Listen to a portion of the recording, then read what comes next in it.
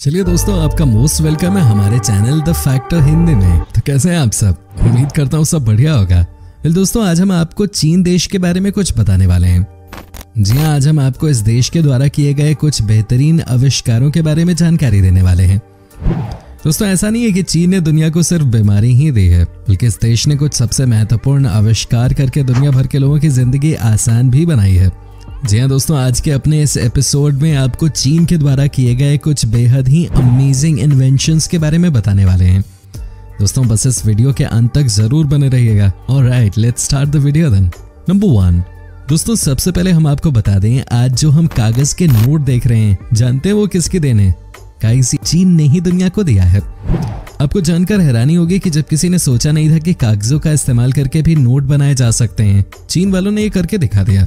जी हाँ, वो भी ये आज या कल का इन्वेंशन नहीं है, बल्कि ये सैकड़ों साल पहले का है। क्या बात है। यहाँ के बारे में कहा जाता है कि कई लोगों ने सवाल किए थे कि कागजों पे कैसे नोट छापे जा सकते हैं, लेकिन चीन ने यह भी आविष्कार करके दिखा दिया। आज भी जब दुनिया में सबसे ज्यादा कागजों के नोट की ही सेवा ली जा रही है, तो हमें भूलना नहीं चाहिए कि ये चीन की देन है इस दुनिया को। नंबर 2। दोस्तों, अब हम आपको दिखाते हैं कि चाइना के ही साइंटिस्ट ने कड़ी मेहनत करते हुए कैसे अर्थक्वेक डिटेक्टर का आविष्कार कर दिया। जी हाँ, कहते हैं कि चीन में भूकंप आना कोई बड़ी बात नहीं है, यहाँ तो बराबर ही भूकंप आते रहते हैं। लेकिन दोस्तों, सबसे इम्पोर्टेंट था कि भूकंप आने से पहले की तैयारी कैसी है। जी हाँ, इसलिए यहाँ के साइंटिस्ट ने जो काम किया उसे हमेशा याद रखा जाएगा। जी हाँ, हान नामक साइंटिस्ट की देखरेख में इस अर्थक्वेक डिटेक्टर का आविष्कार किया गया। जानते हैं ये कैसे बनाया गया था? दोस्तों, आपको बता दूं कि एक बड़ा सा और खूबसूरत सा दिखने वाला कोलोसल अर्न अडॉर्न्ड बनाया गया, जिसके ऊपर 8 ड्रैगन बनाए गए, साथ ही नीचे 8 रैट्स बनाए गए। यह आविष्कार वाकई में यूनिक था। जी हाँ दोस्तों, आपको बता दूं कि होता यह था कि जैसे ही भूकंप आए, जिस डायरेक्शन से भी आए, ड्रैगन अपने मुंह से बॉल निकालकर रैट के मुंह में डाल देता था। जी हाँ, ये था इन्वेंशन जिसकी मदद से पता चलता था कि आखिर किस डायरेक्शन से भूकंप आ रहा है। आप समझिए कि बिना कोई ज्यादा पैसा खर्च किए सिर्फ अपने दिमाग की मदद से जो इन्वेंशन अर्थक्वेक डिटेक्टर के रूप में की गई, वो वाकई में शानदार था। नंबर 3। वेल फ्रेंड्स, आपको बता दूं कि आइसक्रीम खाना भी इस दुनिया को चीन ने ही सिखाया है।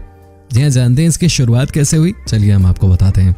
दोस्तों, हुआ ये कि एक दिन चाइना के कपल ने अपने घर में आए गेस्ट को जूस में बर्फ डाल के पिला दिया। उस गेस्ट को ये इन्वेंशन इतना अच्छा लगा कि उन्होंने सोचा क्यों ना इस तरह की कोई डिश तैयार कर दी जाए। जी हाँ दोस्तों, उसके बाद होना क्या था? इन्होंने जूस को बर्फ में बदलना शुरू किया और उसके बाद वहीं से आइसक्रीम की शुरुआत हो गई। हालांकि ये बात भी सच है कि जब इसी डिश को यूरोप में लाया गया, इसे और अच्छे से फिनिशिंग टच देकर इसका नाम आइसक्रीम रख दिया गया। क्या बात है। नंबर 4।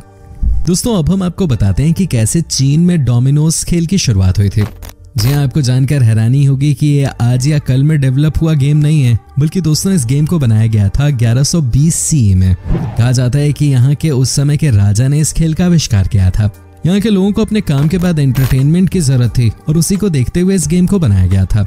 जी हाँ, कहते हैं कि जब इस गेम को डेवलप किया गया तो ये उस जमाने के हिसाब से मास्टर स्ट्रोक था, क्योंकि ये जैसे ही आया उसके बाद से ही चाइना में क्राइम रेट बहुत कम हो गया। इतना ही नहीं, यहाँ पर या तो लोग काम करते थे या डोमिनोज खेलते थे। कहा जाता है कि ये गेम बहुत ही इंटरेस्टिंग होता है और 18वीं सेंचुरी में यही गेम इटली में गया और उसके बाद से तो ये और भी ज्यादा पॉपुलर हो गया। क्या बात है। लेकिन क्रेडिट तो हमें चाइना को ही देना होगा ना। नंबर 5। दोस्तों, एक और ऐसा इन्वेंशन जो कि सबके लिए जरूरी है, वो था टॉयलेट पेपर। जी आपको बता दूं कि टॉयलेट पेपर का आविष्कार भी इसी देश ने किया है। इतिहास गवाह है कि सबसे पहला टॉयलेट पेपर चाइना में ही यूज हुआ था और उसका इस्तेमाल 6th सेंचुरी में ही कर दिया गया। जहाँ कहा जाता है कि यहाँ के लोगों को शुरू से ही पानी के अलावा किसी एक ऐसी चीज की जरूरत थी जो उनके लिए ठीक हो और उनका काम परमानेंटली बन जाए। ऐसे में दोस्तों, आपको बता दूं कि ये डिसीजन लिया गया क्यों ना पेपर का ही इस्तेमाल किया जाए। और आज देखिए ये चीनी लोग पेपर को पूरी दुनिया में कैसे बेच रहे हैं। आज दुनिया में जिस भी देश में टॉयलेट पेपर का इस्तेमाल हो रहा है, उसके पीछे किसी और का नहीं बल्कि चाइना का बड़ा योगदान रहा है। आपको ये भी बता दूं कि टॉयलेट पेपर के नाम पे यहाँ की सरकार ने खूब कमाई भी की है। इतने साल बीत गए लेकिन आज भी टॉयलेट पेपर का कोई विकल्प दुनिया के पास नहीं है। आप समझिए इसकी मदद से चाइना ने कितने पैसे बनाए हैं। कहते हैं कि चाइना के लोग बहुत इनोवेटिव होते हैं और इन्हें देखकर लगता है कि वाकई में ये किसी भी चीज को बेच सकते हैं, है कि नहीं? अब भाई जो टॉयलेट पेपर बेच सकता है वो क्या नहीं बेच सकता। वेल फ्रेंड्स, वीडियो में आगे बढ़े उससे पहले जरा बताइए ना कि आप किस शहर से हमारी वीडियो टकटकी लगा कर देख रहे हैं। नंबर 6 दोस्तों, अब हम आपको बताते हैं कि कैसे चीन के लोगों ने माचिस की तिल्ली का आविष्कार किया। कहा जाता है कि 577 AD में ही चीन ने कुछ ऐसा करके दिखाया जिससे कि पूरी दुनिया का काम आसान हो गया। जी हाँ, कहने की बात यह है कि आप सोचिए, अगर माचिस की तिल्ली का आविष्कार नहीं होता तो आज दुनिया कैसी होती, हम कितने पीछे होते। लेकिन तारीफ करनी पड़ेगी यहाँ के लोगों के इनोवेटिव सोच की। जिस तरह से इन्होंने माचिस की तीली को बनाया और सही अंदाज में केमिकल्स का इस्तेमाल किया, वो बताने के लिए काफी है कि इन्होंने दुनिया का काम आसान कर दिया है कि नहीं दोस्तों। माचिस की तीली से भी चीन ने खूब कमाई की। पहली बार इसे यूरोप में एक्सपोर्ट किया गया, उनसे मुंह मांगी रकम वसूली गई। नंबर 7 दोस्तों, आज के दिन में दुनिया का सबसे पसंदीदा गेम कौन सा है? जी आप खुद ही कहेंगे कि ये फुटबॉल है, लेकिन क्या आप जानते हैं कि इस खेल की शुरुआत किस देश में हुई थी? क्या आपको पता है कि ये खेल किस देश की देन है? जी हाँ, ये भी चीन का ही आविष्कार है। क्या है फुटबॉल का इतिहास? आज हम आपको बताएंगे इसके बारे में। दोस्तों, फुटबॉल शब्द की उत्पत्ति कहाँ से हुई है, इसके पीछे अलग अलग लोगों की अलग अलग राय है। ये माना जाता है कि चूंकि इस खेल के दौरान गेंद को पैर से मारना होता है, इस वजह से इसका नाम फुटबॉल पड़ गया। हालांकि इस नाम की उत्पत्ति के वास्तविक स्रोत का पता नहीं चल पाया है। फीफा के अनुसार फुटबॉल एक चीनी खेल सूजू का विकसित रूप है। ये खेल चीन में हान वंश के दौरान विकसित हुआ था। इसी खेल को जापान असूका वंश के शासनकाल में केमरी के नाम से खेल रहा था। इस खेल का विकास एक लंबे अरसे तक हुआ है।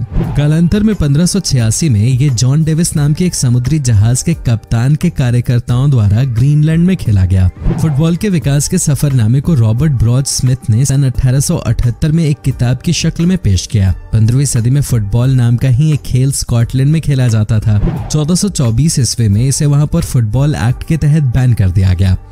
हालांकि ये बैन जल्द ही हटा लिया गया, लेकिन तब तक लोगों में इस खेल की रुचि खत्म हो गई थी और एक लंबे अरसे के बाद 19वीं शताब्दी में इसका पुनर्जन्म देखने को मिलता है। हालांकि इस दौरान कई अन्य जगहों पर फुटबॉल खेला जा रहा था, लेकिन आप समझिए कि कैसे चीन ने दुनिया को फुटबॉल का गेम दिया। नंबर 8 दोस्तों, इस बात में कोई शक नहीं है कि चीन के लोग शुरू से ही क्रिएटिव रहे हैं। इसमें भी कोई शक नहीं है कि चीन के लोग बहुत बिजनेस माइंडेड भी हैं। जी हाँ, तभी तो पिछले 45 सालों का इतिहास अगर आप देखेंगे तो आपको लगेगा चीन ने कितनी ज्यादा तरक्की की है। लेकिन आज हम आपको यहाँ के लोगों की एक और ऐसी इनोवेशन दिखाने जा रहे हैं जिसे देखने के बाद आप बहुत खुश होंगे। जी हाँ, ये है द रेस्टोरेंट मेन्यू। आप जब भी किसी रेस्टोरेंट में जाते हैं तो आपने देखा होगा कि सबसे पहले आपके सामने मेन्यू ही रखा जाता है ताकि आप पढ़ सकें कि आपको क्या खाना है क्या नहीं खाना। बेसिकली आपको रेस्टोरेंट की सारी इन्फॉर्मेशन मिल जाती है इस मेन्यू में। ये भी दोस्तों चीन ने ही दुनिया को दिया है। दरअसल इसकी शुरुआत हुई थी सैकड़ों साल पहले, जब कई सारे दूसरे देश के बिजनेसमैन चीन में व्यापार करने के लिए आते थे। क्या कहते हैं कि उन्हें खाने पीने में दिक्कत ना हो, उन्हें लैंग्वेज समझने में कोई तकलीफ ना हो, इसीलिए चीन के लोगों ने मेन्यू की शुरुआत की। क्या बात है। कहा जाता है कि ये इतना ज्यादा हिट हो गया कि आज हर रेस्टोरेंट में आपको मेन्यू मिलेगा ही मिलेगा। नंबर 9 दोस्तों, क्या आप यकीन कर सकते हैं कि चीन के लोगों के नाम ही है एक और शानदार इन्वेंशन, और वो है फोक्स। कहने का मतलब ये है कि आपको लगता होगा कि चीन के लोग तो खाना चॉपस्टिक्स से खाते हैं, फिर उन्होंने फोक की इन्वेंशन कैसे कर दी। आपको बता दूं कि सैकड़ों साल पहले ही चीन ने दुनिया को फोक्स से इंट्रोड्यूस करा दिया था। जी हाँ, वो कहते हैं ना कि चीन के लोग बहुत ही क्रिएटिव है। आप समझिए कि चॉपस्टिक से आइडिया निकाल के इन्होंने फोक्स बनाए और उसके बाद दुनिया के तमाम देशों में इन्हें एक्सपोर्ट करना शुरू कर दिया। सबसे पहले चीन के लोगों द्वारा बनाए गए फोक्स को यूरोप के तमाम देशों में बेचना शुरू किया गया और उसके बाद इसी फोक को साउथ और नॉर्थ अमेरिकन कॉन्टिनेंट में भी भेजना शुरू कर दिया गया। कहा जाता है कि ये कमाल की बात है कि कैसे चाइना के लोग नई नई खोज करते रहते हैं और उसकी मदद से पैसा कमाते रहते हैं। वाकई में आज भी फोक्स की मदद से दुनिया खाना खा रही है और इसी की मदद से चीन पैसा कमा रहा है, क्योंकि वही है इसका ओरिजिनल इन्वेंटर। नंबर 10 दोस्तों, दुनिया को दारू पिलाने की शुरुआत भी चीन से ही हुई है। जी हाँ, तो आप कह सकते हैं कि अल्कोहल भी ऑफिशियली चीन से ही शुरू हुआ। जी हाँ दोस्तों, बात बहुत पुरानी है, जब कई बार बाहर के देशों से गेस्ट आया करते थे, उनको एंटरटेन करने के लिए इस तरह की चीज की शुरुआत हुई। जी हाँ, कहते हैं कि यहाँ की एक महारानी ने सबसे पहले एक बार अल्कोहल की शुरुआत की थी और अपने हस्बैंड यानी कि किंग को पिलाया था, जिसका टेस्ट बियर की तरह था। बस दोस्तों, उसके बाद से ही अल्कोहल की शुरुआत हो गई। क्या बात है। और तभी तो चीन आज भी बड़े लेवल पे अल्कोहल प्रोड्यूस करता है। नंबर 11 दोस्तों, अब हम आपको अंत में बताते हैं कि कैसे चीन के लोगों ने ही सबसे पहले टूथब्रश की शुरुआत की। जी हाँ, क्या आप यकीन कर सकते हैं कि चीन के लोगों ने सबसे पहले टूथब्रश का आविष्कार करके भी दिखाया। आपको बता दूं कि इन्होंने बांस के पेड़ की टहनियों में सुअर के बाल लगाकर ब्रश करना शुरू किया था। समझिए कि कितना इनोवेटिव है। लेकिन अंत में धीरे धीरे इसे समय के साथ अपडेट किया गया और आज दुनिया टूथब्रश के बिना नहीं रह सकती है। है कि नहीं दोस्तों उम्मीद करता हूँ कि आपको हमारा ये एपिसोड पसंद आया होगा। साथ ही दोस्तों अगर आपको इस वीडियो पे कोई राय देनी है तो आप हमें कमेंट करके अपना फीडबैक दे सकते हैं। दोस्तों अगर आप हमारे चैनल पे नए हैं तो प्लीज़ चैनल को सब्सक्राइब ज़रूर कर दीजिएगा, क्योंकि आपको इस चैनल पे इस तरह का इंटरेस्टिंग कंटेंट मिलता रहेगा। ओके, मिलते हैं नेक्स्ट वीडियो में, तब तक के लिए take care and bye bye मेरी जान।